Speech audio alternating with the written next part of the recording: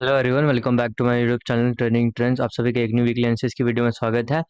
चलिए शुरू करते हैं। बैंक निफ्टी ने अगर आप देखो तो फाइनल क्लोजिंग जो फ्राइडे को दी थी वो हमें दी है 50,516 पे। और बैंक निफ्टी अगर आप देखो पिछले वीक से, अगर आप देखो इस वीक लगभग प्लस 32 पॉइंट इसने पॉजिटिव में क्लोज किया। पिछले वीक में नेगेटिव में क्लोज किया था। हाँ, पिछले वीक की तरह इस वीक भी एक चीज आपको देखने को मिलेगी। देखो इस वीक दो चीजें आपको देखने को मिलेंगी। एक चीज आपको देखने को मिलेगी कि लगभग की अच्छी खासी वीक बनी है जैसे पिछली वीक बनी थी। बट एडिशनल ये है कि इस बार की जो क्लोजिंग आई है वो ग्रीन में आई है। मैं आपको हमेशा बोलता हूँ कि वन वीक वन डे इनकी क्लोजिंग बहुत ज़्यादा इंपॉर्टेंट होती है, और इनको आपने तभी देखना है जब ये क्लोज हो जाती हैं।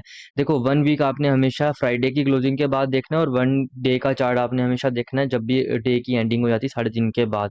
क्योंकि इनमें क्लोजिंग, इन कैंडल्स की क्लोजिंग इतनी ज़्यादा मैटर करती है। अगर आप इंट्राडे में ट्रेड कर रहे हो, इनकी क्लोजिंग के कारण आपका जो पूरा सिनेरियो वो चेंज हो सकता है। अगर इसी कैंडल की क्लोजिंग यहाँ पर आके रेड में हो जाती तो मैं आपको अलग तरीके से अपना व्यू शेयर करता। बट अभी जो मेरा व्यू रहेगा वो अलग तरीके से रहेगा, सिर्फ इस कैंडल की क्लोजिंग की वजह से।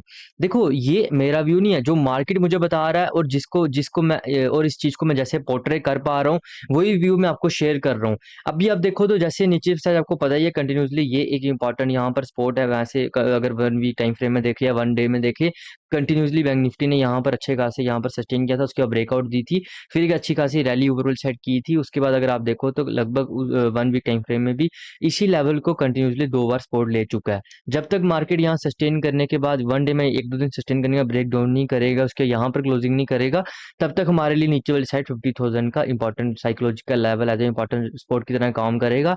ऊपर वाली साइड अगर आप देखो तो लगभग ये लेवल हमारे लिए इंपॉर्टेंट रेजिस्टेंस की तरह काम करेगा, जो कि है 50,000 लगभग 700 से 800 के बीच बीच।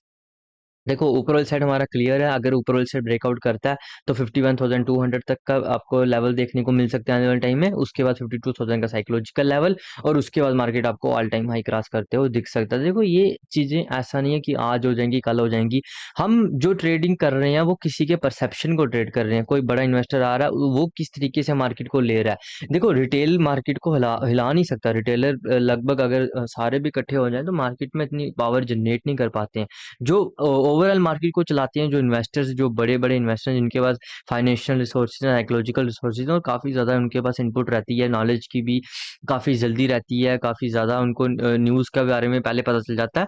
वो ओवरऑल मार्केट की डायरेक्शन सेट करते हैं और वो फ्यूचर को प्रिडिक्ट, क्योंकि स्टॉक मार्केट जो चीज़ है ये सिर्फ ये सिंपल, अगर मैं आपको बताऊं तो फ्यूचर की प्रिडिक्शन है कि आपको क्या लगता है कि मार्केट किस डायरेक्शन में जा सकता है आने वाले टाइम पे, तो उसके अकॉर्डिंग ही आप बाय या सेल करते हो, और उसी के अकॉर्डिंग आपको पैसा बनता है। देखो जो आपको ये काफ़ी ज़्यादा लोग अभी आपको ट्रेडिंग सिखा रहे हो, ऐसा नहीं है। रियल मार्केट में जब आप उतर रहे हो तो 90% क्या मतलब 95% भी बोलो अगर माइंडसेट, तो कम नहीं रहेगा। क्योंकि अगर आपका माइंडसेट ही नहीं है, अगर आपका माइंडसेट ही नहीं है, टेक्निकल जितना मर्जी सीख लो, आप ऐसा नहीं बना पाओगे। मैं आपको ये चीज़ गारंटी कर रहा हूँ। देखो माइंडसेट काफ़ी ज़्यादा, अगर आप 100% सिर्फ माइंडसेट पे फोकस करोगे ना, मैं आपको एक चीज़ गारंटी देता हूँ, आपका टेक्निकल सिर्फ 10% भी आता हो या 15% भी आता हो ना, तब भी आप at the end of the month loss में नहीं रहोगे। अगर लॉस में भी रहोगे तो काफी मिनिमल लॉस रहेगा, अगर आपका माइंडसेट क्लियर। तो इस चीज को अपने माइंड में हमेशा बिठा के रखना कि माइंडसेट ही सब कुछ होता है, एटीट्यूड ही सब कुछ होता है।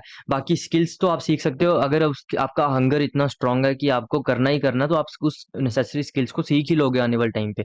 जो मेन चीज है, जो इंपॉर्टेंट चीज है जिसको आपको मास्टरी हासिल करनी है, माइंड पे कंट्रोल करना, आपको माइंडसेट डिसिप्लिन रहना पड़ेगा, अपने थॉट्स को लेकर डिसिप्लिन रहना पड़ेगा, अपने एक्शंस को लेकर डिसिप्लिन रहना पड़ेगा।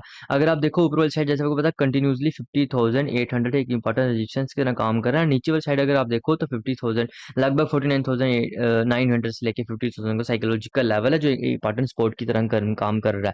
हमेशा याद रखना, जब मैं सपोर्ट रेजिस्टेंस बोल रहा हूँ ये हमेशा जोन होते हैं। ये चीज आपके माइंड में हमेशा होनी चाहिए। देखो ये बेसिक्स हैं, ये आपके माइंड में होने ही होने चाहिए।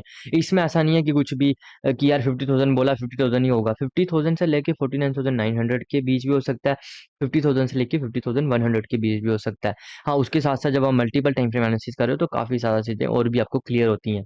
अगर अभी आप देखो तो अभी जो मार्केट की जो कैंडल बनी हुई है, अगर मैं आपको इंडिविजुअल कैंडल का बताऊँ और ग्रुप ऑफ कैंडल्स का बताऊँ, इंडिविजुअल कैंडल को देखो तो अच्छे स्ट्रॉन्ग बाइंग देखने को मिल रही है। ग्रुप ऑफ कैंडल्स का अगर आपको मैं देख के बताऊँ तो आपको देखने को मिलेगा कि मार्केट एक रेंज में है, और मार्केट अभी कहीं न कहीं रेंज के अपर एंड के पास आके ट्रेड कर रहा है। इसका मतलब ये है कि बायर स्ट्रॉन्ग है, एक अच्छी खासी रेंज बनी हुई है, सेलिंग और बाइंग दोनों हुई बैठी है।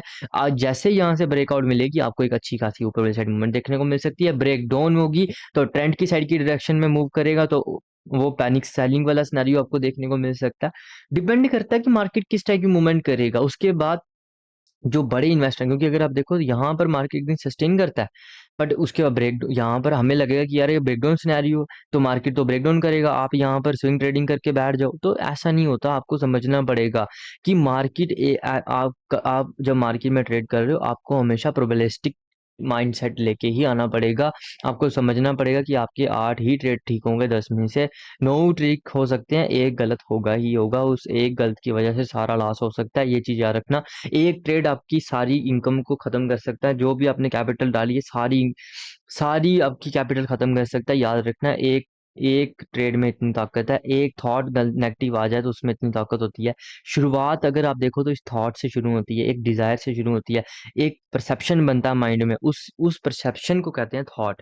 तो उस बिलीफ में जब थॉट को जब शुरू होता है तो उसके कारण एक बड़ी फिर एक इवेंट कहीं ना कहीं उस चीज से बनता है कहीं ना कहीं, और वो आपको एक बड़ा कैटास्ट्रोफिक लॉस दे सकता है।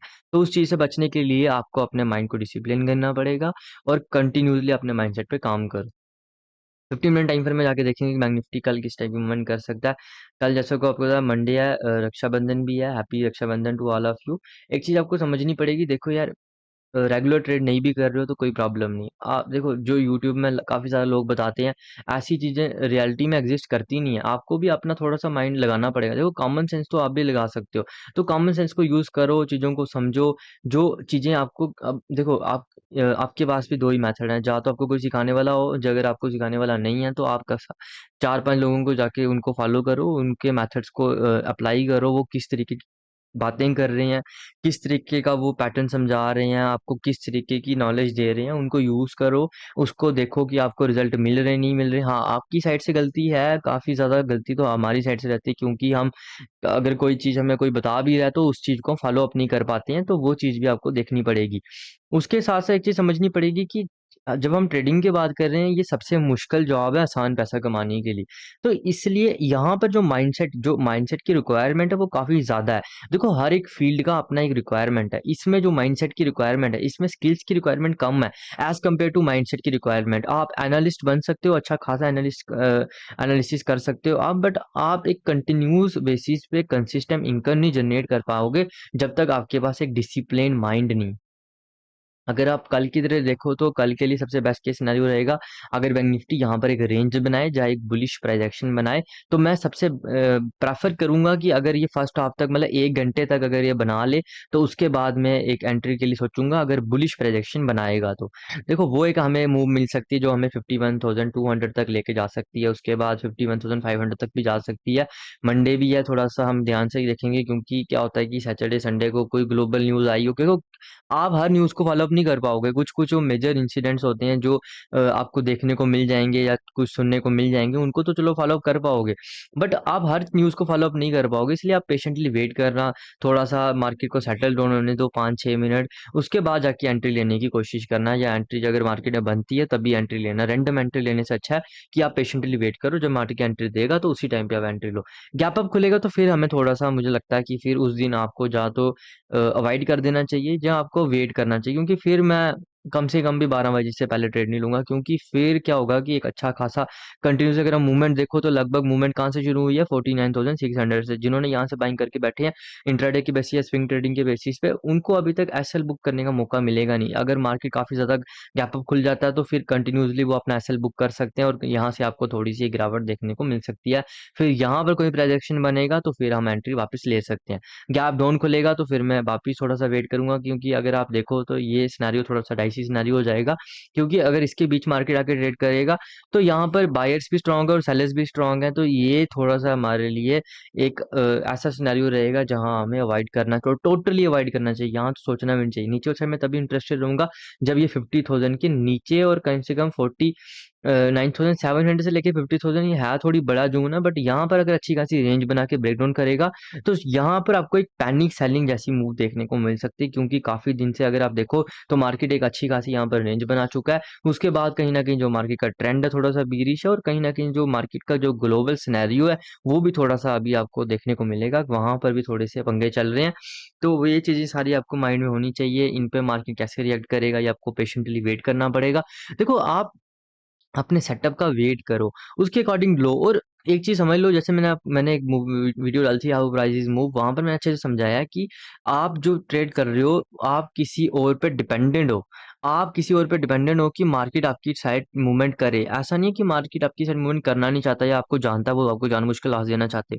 वो आप किसी और पे डिपेंडेंट हो, इसलिए आपको एक एक असल असल रखना पड़ता है, जहाँ पर आपको समझना पड़ेगा कि यार इसके बाद मैं यहाँ पर एग्जिट कर दूंगा, क्योंकि यार अब मार्केट मेरे फेवर में नहीं चल रहा। मार्केट मेरे फेवर में नहीं चल रहा मतलब क्या, जो मार्केट की टोटल फोर्सेस हैं जो उसको चला रही हैं, उनके जो परसेप्शन है, उनका जो बिलीफ है, उनका जो थॉट है, वो ये कह रहा है यार कि भाई मार्केट को ऊपर जाना चाहिए, जबकि मैंने ट्रेड नीचे कर लिया तो मेरे को एग्जिट कर देना चाहिए। क्योंकि वो अननोन वेरिएबल्स हैं, उन्होंने पता नहीं कितनी और क्वांटिटी मार दें कि भाई मार्केट एक जगदम ही ऊपर चला जाए। क्योंकि मार्केट अगर आप देखो तो यहाँ गैप डाउन खुलने के बाद भी एक बड़ी कैंडल यहाँ तक बना सकता है। मार्केट में गिवन टाइम में कुछ भी हो सकता है। तो ये कुछ भी जो होता है, इसको अपने माइंड में हमेशा रखना, प्रोबेबिलिस्टिक माइंडसेट की तरह से आओ और मार्केट को एंजॉय करो। Thanks for watching this video, have a nice day.